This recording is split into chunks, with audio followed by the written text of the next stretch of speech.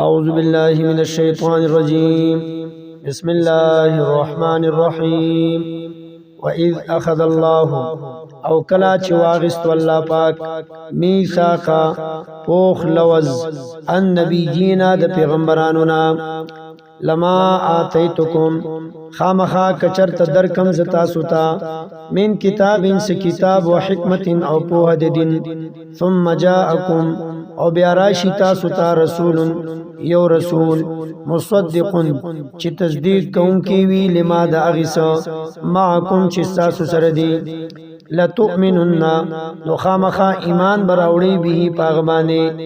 تصدیق بکوي به داغا ولتنصرنه او خامخا امداد بکوي داغ سرا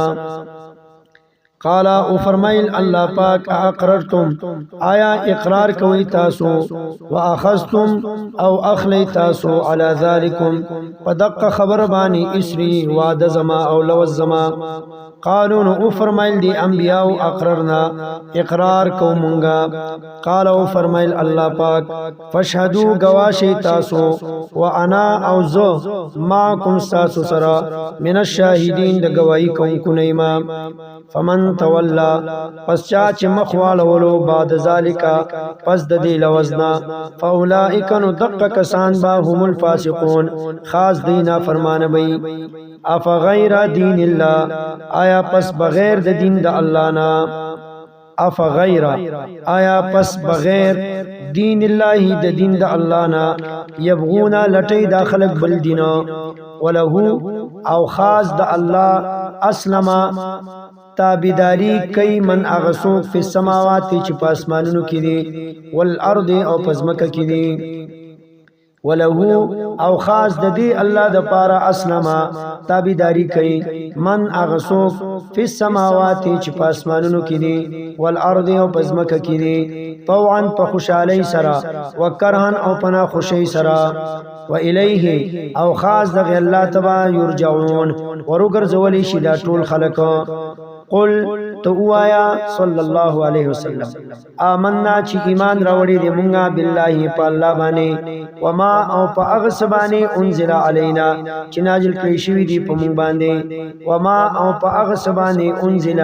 چې نازل کړی شوی دی علی ابراهیم او ابراهیم علی السلام باندې و اسماعیل او په اسماعیل علی السلام و اسحاق او په اسحاق علی السلام و یعقوب او په یعقوب علی السلام والاسباط او په اولاد د یعقوب علی السلام وما او په هغه کتاب مون ایمان راوړی دی اوتیا چې ورکړی شوی دی موسی علی السلام ته و عیسی او عیسی علی السلام ته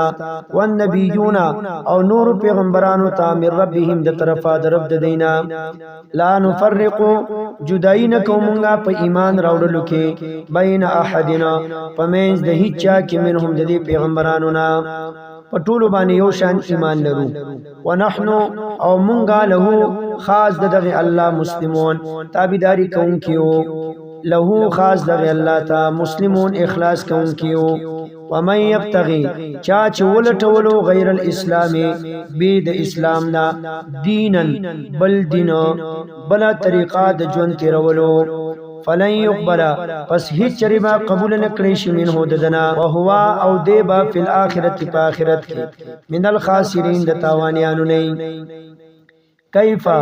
سرنګ با یهد الله توفیق ورکی الله پاک قوما یوداس قوم لا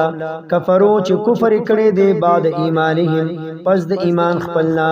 وشهدوا او گواہی کړي د دې ان الرسول چې یقینا رسول حق دا حق ته وجاءهم او راغری دي دوی ته البینات واضح دلایل یعنی یو سړی ته الله پاک ایمان نصیب کی